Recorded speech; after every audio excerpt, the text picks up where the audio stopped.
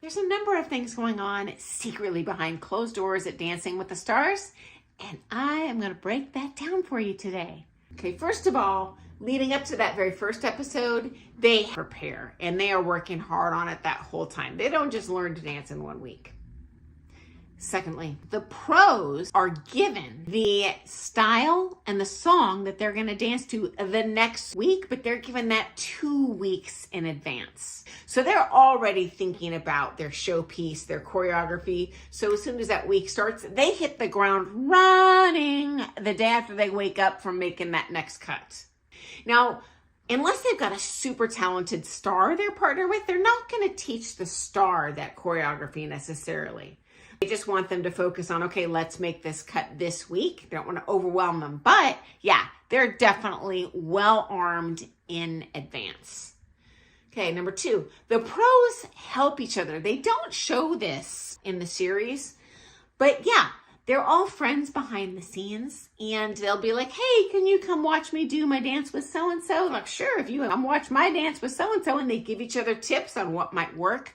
Some of the dancers have different strengths, just like you do in the teaching world. So Lindsay Arnold, they call her Captain Obvious because she comes up with really logical choreography. For example, if you have so-called writer's block as a pro and you're trying to come up with choreography, like, okay, how do I get from diagonal wall to backing line of dance in 3 figures? She'll pull it out for them, and she's very helpful in that way. On the other hand, you have Daniela, known for being a creative. She comes up with totally innovative stuff. And we saw this in her with Dwight, that super tall basketball player, where she did, like, it was a salsa or something, but she was like on the shoulders of this other dancer, and very creative and entertaining. So yeah, love that. They do help each other. Okay, next up. They are very tight on time with the practice schedule. So that very first season, they didn't offer you a floor on site. This day and age, they have 4 small ballrooms that they use as the practice space, but they are dedicated. They have a timestamp. So each couple is only given a 4-hour assigned window per day to prepare for the upcoming week. So you either get a 9 to 1, a 1 to 5, etc., or a 5 to 9, and you only get to show up for your time slot. Also, the rooms are different. You do not get to share or keep the same space from week to week. So you show up and they're like, you're in ballroom 3. Done. Just like going to a studio where you're assigned a specific ballroom. Okay, another secret. No one likes ballroom number 1 because it's small and it faces the sun and it's boiling hot. So yeah, just like a real studio, there's places that people prefer to dance in there. Okay, next up, the costumes. Okay, these are made not by a traditional dance sport costume designer, which they were in the olden days. So you had people like Maria McGill with Designs to Shine. Well, this day and age, they use this little guy in Koreatown, Mr. Garo.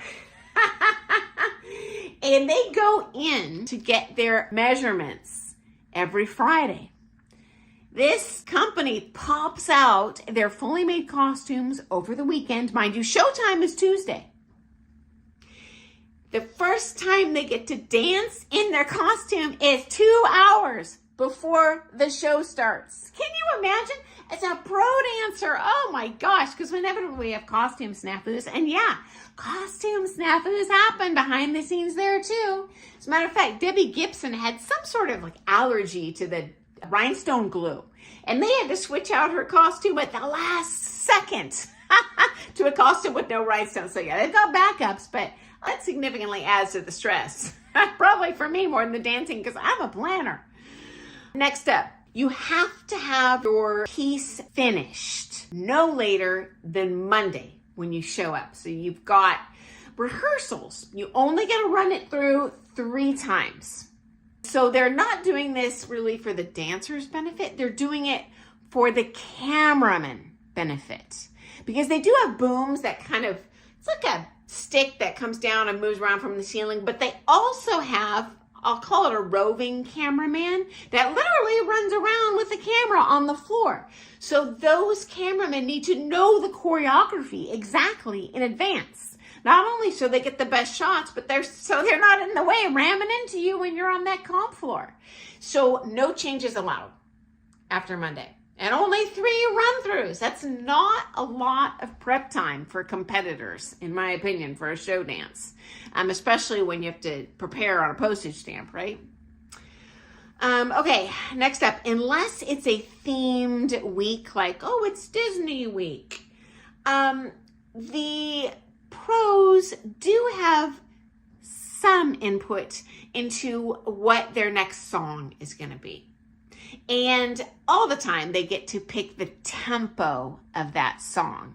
Okay, so even if they give you this horribly fast Disney song and they say you need to do a rumba, they do give the pros the freedom to say, okay, well, let's slow it down 32% or whatever to make it danceable. Although sometimes people like Pasha get completely thrown under the bus and they're like, okay, I'll give you 4/4 time music and let's see a waltz. Not everything's in your control. And just like the dancing, you have to have it set in stone. No changes allowed after Monday. Because it's a live band, they have to prepare the music to play it live at the right tempo. Okay, so once you're done, regardless of how those rehearsals go. Okay, next up. If the pro recruits a star to be on the program, usually they'll let you dance with that star because they're always looking for stars. They hire the pros before they hire the stars. Okay, and finally, partnering. They always want the lady to be shorter than the man in these partnerships. Or even if it's a same-sex partnership, they want the lead to be taller. And there functionally are reasons for this. They do not care if the gal is 10 feet shorter than the guy. But that is what they look for on this show. Maybe it's even for safety with lift and drops. I'm not sure what the background is on that. If you look at the past episodes, you'll definitely see this. Oh, one more thing. It's kind of interesting. I had mentioned the big dollars that go into these productions. They have an extremely elaborate, well-funded set crew, which they did not have those initial season. At this day and age, they've got the full regalia. And you as the pro, when you pick your theme, are welcome to go to production and say, hey, for my show number, I want a 30-foot tall statue of a pig.